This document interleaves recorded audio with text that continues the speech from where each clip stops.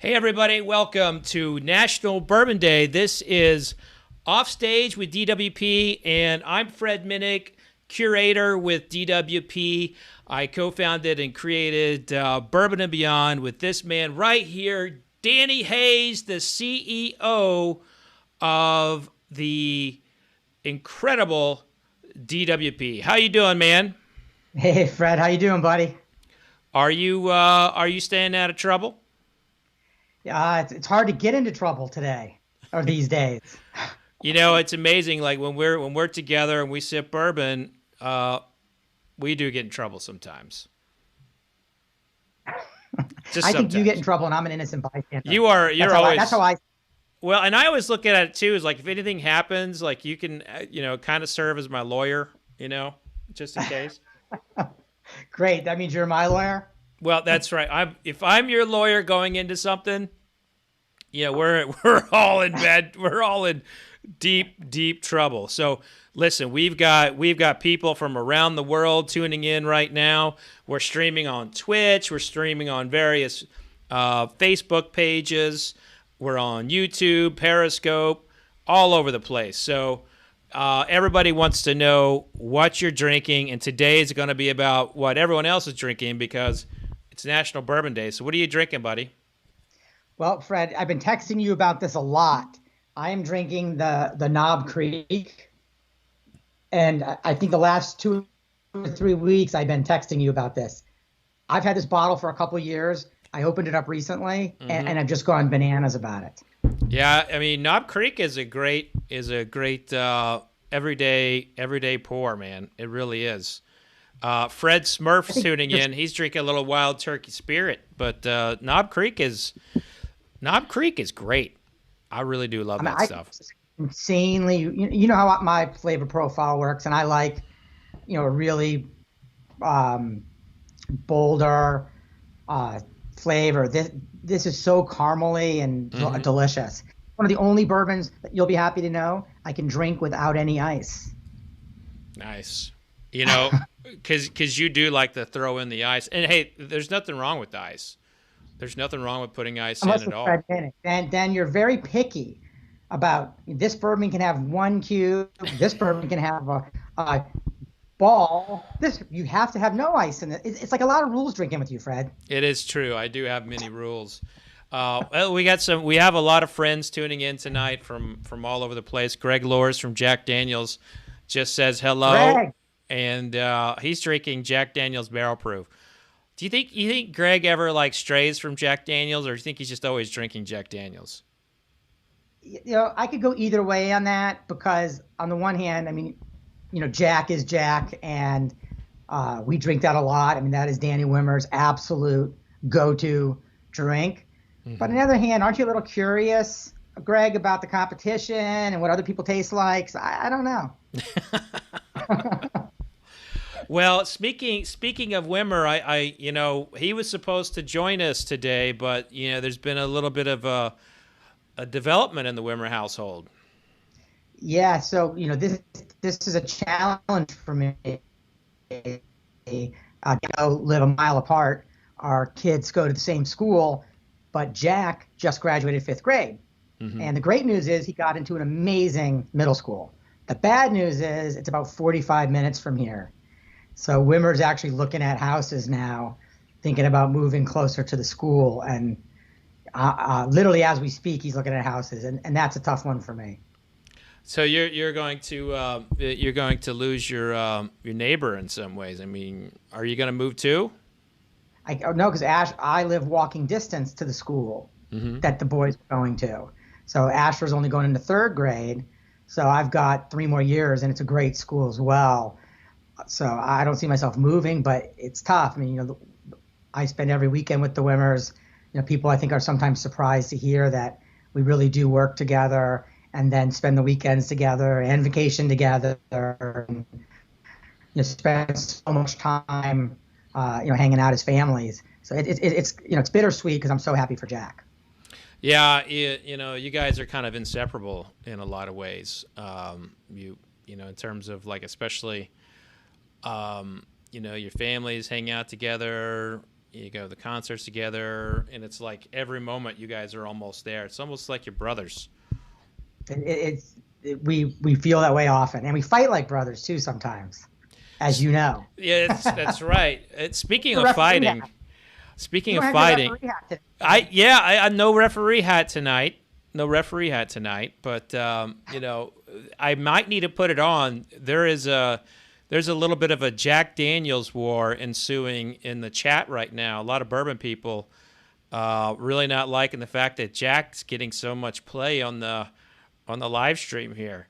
Leave it to Greg to stir things up even on this podcast.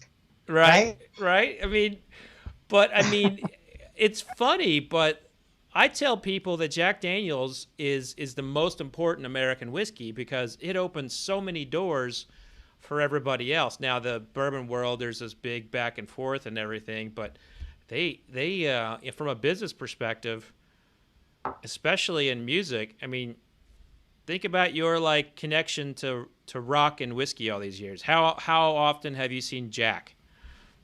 Well, I mean, there's no question at all that Jack is the starter whiskey for everybody in the rock business. And to your point, right, it's the gateway.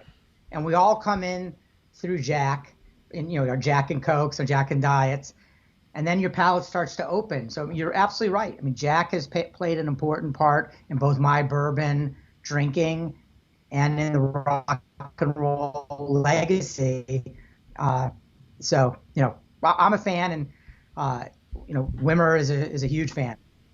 It's interesting. It's National Bourbon Day, which is technically not really a real holiday. It's one of those, calendar companies made it up. You know, every day is a different day. But we do take pride in bourbon, you know, and the whole back and forth is like, is Jack Daniels bourbon or not? Now, you, my friend, you're getting more into the knowledge of bourbon.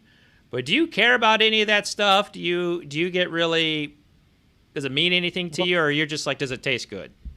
Yeah. So number one, I thought we resolved this question. That's right. We put together the Jack versus Jim once in a lifetime panel at Bourbon and Beyond. That's right. So this issue's been resolved. Yeah.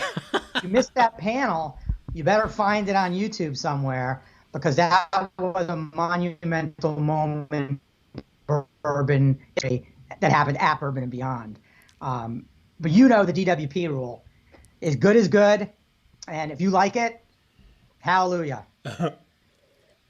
Now, Fred, I noticed your bourbon today is a little on the clear side. Oh, well, yeah, this is I'm drinking a little water. No moonshine right now. I do have a little bourbon in my glass. I just tasted this on a live stream the other day. It's Filibuster 15-year-old. It's an Indiana bourbon. So this is distilled at the MGP distillery. So let's go over our facts here, Fred. You're drinking a non-Kentucky bourbon, but most water on the Bourbon podcast. This is all wrong. And you got Jack Daniels on the phone. It's all wrong. I know. Well, Kurt just said it's not National Tennessee Whiskey Day. So let me press the rewind button, folks. I apologize. We'll get back to bourbon here shortly. Bourbon programming will begin. Now, I have a bourbon question for you, Fred. All right. I have a bourbon question. So I was given this really beautiful, I guess, decanter. Oh, yeah, that is pretty. But here's my question. Mm-hmm. Does it actually do anything? Like, you know how like wine decanters you use because it changes the flavor? Does this actually do anything? Is there any reason to put my bourbon in there? You know, there actually is. It's quite a bit of a different, use for it, than a wine decanter. But you could like use it as kind of like a blending, put in like different bourbons in there to kind of create your house blend. Rock gut. Yeah, if you want to do your own thing, it could be used that way. I thought it was like if you wanted to serve people lower quality bourbon or pass something off bourbon, you could pour it in there and they would never know. So that would be where you would go. Here I am. I'm always trying to be like a hospitable, host. You're trying to invent and innovate. I'm trying to help just, people. You're wanting to like serve them, Colonel Lee from the bottom shelf over there. Yeah, but I'll have those bottles of Pappy out, and they'll think. That's true. That is true. Like you can Jedi mind them in the middle of right, the Jedi bourbon trek. Yeah. Let that be a lesson to all you boys and girls at home. The Jedi bourbon trek. Now, Joe Road Truck says the main reason to decant your liquors is to look snooty. Now, look, I wear an ascot, so I can comment on snootiness, and as you know, I hate vodka, and basically, I think decanters are kind of cool, honestly. I think what decanters do is they give you decoration, versus just having a liquor bottle out, and I like that. Do you have any bourbons decanted at your house? I used to. What I have found is that most of the decanters have really flawed enclosures, and so the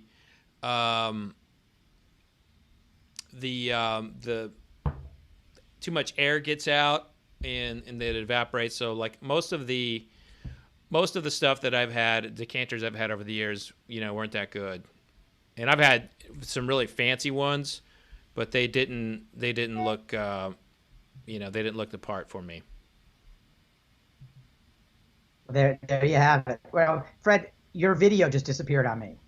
Now you're back. Well, looky here. We got it's a different video now. Can you hear me okay? I can hear you fine, but like the whole look just changed. Yeah, let me fix this. How'd you change clothes so fast? It's amazing. I'm a sharp dressed man. I don't know. But something happened to the main to camera 1, so going to camera 2 here, Bob. And it's National Bourbon Day. You're like a Marine. you had your backup all planned like a Marine. Yeah, it's true. I'm so used to these live streams, and something, if it can go wrong, it will go wrong. But if you want to give me a second, I'll check it. I'll give you a little sign here to look at. Good. See if we can fix that. Let's see. I know, and on the back end, you got Keith probably going crazy, getting all mad at us. But so let's keep it to the bourbon conversation. Bourbon. I've seen, bourbon have a huge impact on you in the in the personal world. But what does bourbon mean to you? Bourbon serves a really fun, and you've been a part of this place every Friday night. We go to my brother's house, Asher and I, for dinner, and you've been a guest there. Mm-hmm. And every Friday night is Bourbon Night at my brother's, and it's just been a really great way for him and I to bond. Wimmer comes virtually, every Friday night as well, and it's just been a real social bonding, experience, and that's it's its own community in many ways. Mm-hmm.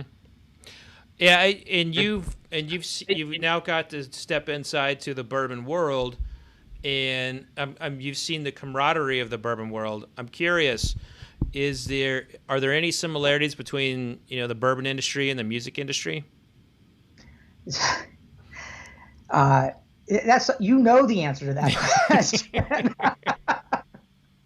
That's the problem with doing interviews with someone you know so well. Yeah, that's true.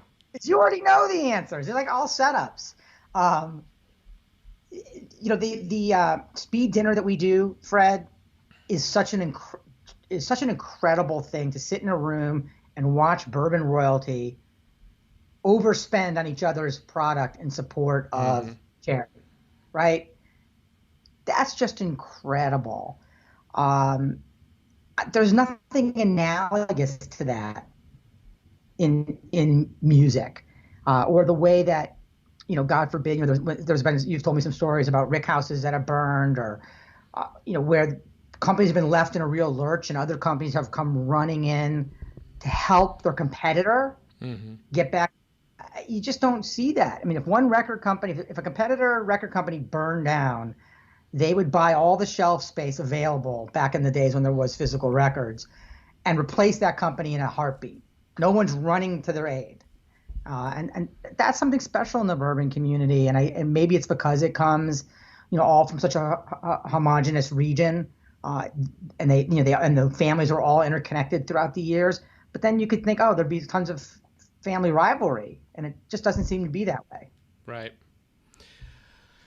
Now, what is we know about Bourbon and Beyond. There's bourbon's all a part of it. But what about your other festivals? How important is bourbon to the rest of the DWP festivals? I mean, it's been added everywhere in one fashion or another. With our relationship with Metallica, we've been pushing their whiskey. Slipknot's whiskey. I mean, we have a lot of artists that are playing in the space now too, that have given us a great opportunity to showcase it to fans and create, opportunities to get some more converts, which is what Bourbon and Beyond was about. When we first came to you with the idea, we said, hey, Fred, Kentucky does the aficionado so well, right? You don't need any help with the aficionado, but maybe we can help you with what I call the fringe drinker, who, like me in the beginning, thought you only drank bourbon straight and you had to be smoking a cigar with it. And, you come to find, oh no, bourbon's, you can use it in a lot of different ways and in a lot of different types of drinks. And that's what Bourbon and Beyond really was all about. And, something that you obviously helped us build.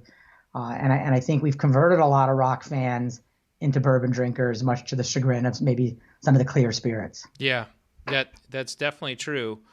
And I've also noticed that, in spending a lot of time with the artists, that they're all fascinated by bourbon. One of my favorite stories. Who really helped us with that though, and deserves a lot of credit, is Wes Henderson. Because you remember, what Wes did from day one, I think maybe even day one of Louder, was he made those Angel's Envy bottles with the band's names on them. Yeah. And he took them around, and he would go to bus by bus, personally delivering. So you had this master distiller showing up, with all of his bourbon heritage and stories, and giving a bottle that looks like an award. Like, we have all of ours at the office on a shelf, and they look like somebody gave us awards. Yeah. I think artists really dug that. And I think that created some curiosity where for artists that maybe weren't curious before. Well, you've got a lot of, just going through the various chats that we have going here, there's a lot of support coming in. There's a lot of support coming in from the DWP page and the various places. And obviously everybody always wants to know when the next lineup is or whatever.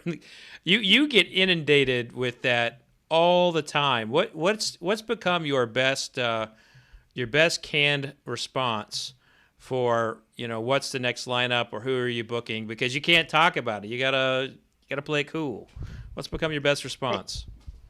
I think one thing that I've really tried to have with the fans is a really candid, direct relationship, and honesty is the best policy. And the reality is, it's such a fluid situation that until we have certainty, we don't really know. Like, we haven't announced Aftershock because the truth is, I don't know which of those quote unquote confirmed artists would actually show up if the event happens. So I just can't announce it until I know, there is in fact going to be a date. Then we go and say to the bands, are you actually going to show up? And then if not, who can we get to replace? And it's just a situation, and I know it's driving fans crazy. And then on Louder, I know that, a lot of fans hit me up saying, just tell us anyways. Who was going to play? And I just don't. I feel like it's mean. Like, oh, here's what you could have seen. Yeah. I just don't want to do it. And I know it drives people nuts, but we're going to announce when we know we have a show. I'm not canceling another show. That was a horrible experience to bring those shows down. And the only thing I'm thankful for is that we didn't try to reschedule them and then have to bring those down again. Mm-hmm. It's just awful, and we're not going to go through that again. We're not going to put the fans through that again. We're not putting tickets on sale on a show that's not absolutely certain to happen. Yeah, and but one thing that did come of all this is that you're sitting on a treasure trove of content. I mean, think about all that footage over the years that you can now, bring forth to the fans. Yeah, that's exciting. And, we debuted with Metallica, which the numbers, as I understand, are massive. I haven't gotten finals. And it's exciting to see. We wanted to know, is there a hunger for our content, or are we just one more, cog in the massive content machine? Mm-hmm. Hopefully once we put out Foo Fighters and a few other pieces that are coming out, we'll get a sense of, is there a real hunger for it? And if there is, then you're 100% right. We've got an amazing archive to dig into. And, a lot of bands are really willing right now to create new, unique content, Mm-hmm. Which a lot of the pieces coming out were made specifically for us during this time. So I'm excited to see, does it resonate, and maybe it opens up a new lane for us. Yeah, You've definitely been crushing it on the content side. I mean, you've really done an amazing job. It's survival. I mean, I appreciate that, and I've done. I've tried to do all this stuff, but it's really because I lost my bread and butter. I lost the live events, and there's been some other things that kind of I mean, COVID just came in and cleaned house when it came to, our world in a lot of ways. And those people who can pivot, the content was meant to drive into my live tastings and Bourbon and Beyonds of the world. And if I didn't. No one knew, though, Fred, is that the real star of the Minnick household is Jacqueline. Yes. 1000%. She crushed it. Yeah. Yeah. And my brother went bananas on the episode with her. He was like, "Oh my God, Jacqueline's so much funnier than Fred." That's a good Mark impression too. It's funny. People are asking for more of her, and so we're trying to figure out more ways to get her involved on the channel, and she's something. The only thing is, it's a little dangerous, because she's pretty good at teeing me up, or and punching me down. But that's great. The rest of the world gets to see what I see at dinner. Yeah, that's right. That's right. She's a hoot.